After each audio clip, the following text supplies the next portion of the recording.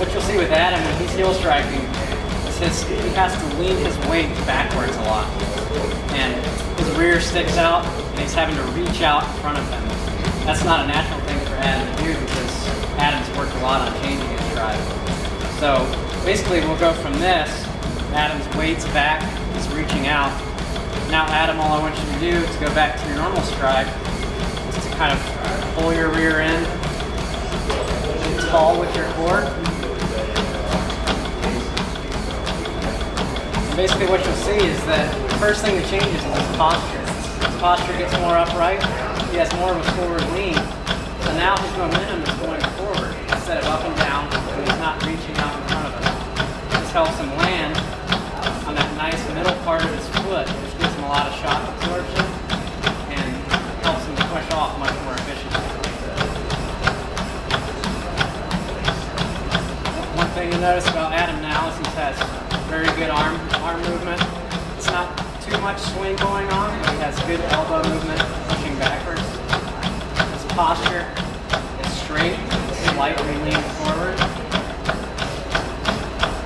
Now Adam, I want you to increase your pace. All that you're going to change is your forward lean. So I'll take your pace up a little bit here.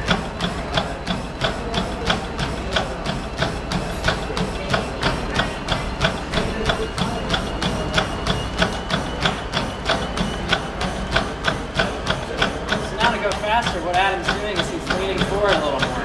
He's using his forward momentum to his advantage. And he's having to push off a little bit harder with his glute muscles. So what you'll see is Adam gets faster and faster, even eliminates more of that up and down movement in his stride.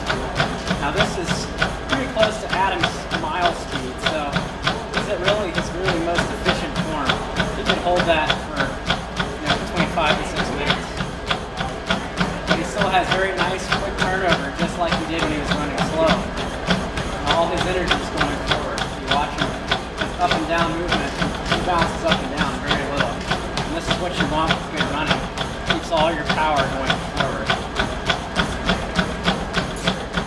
Good.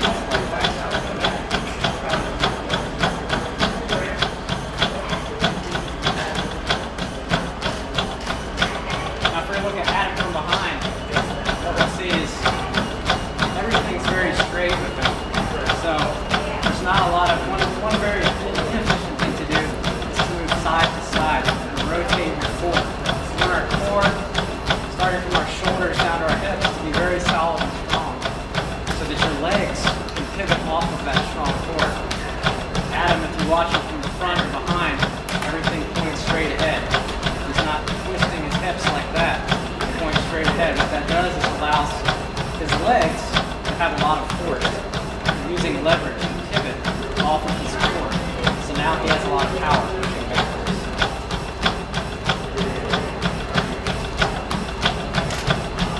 To mention Adam's turnover a little bit, one thing that we want, no matter how fast a runner we are, is to have a pretty quick turnover. The slower our cadence gets, the more we want to reach out in front of us. If you were watching Adam before when he was heel striking, his cadence was much slower. He's really having to work to overstride to reach out.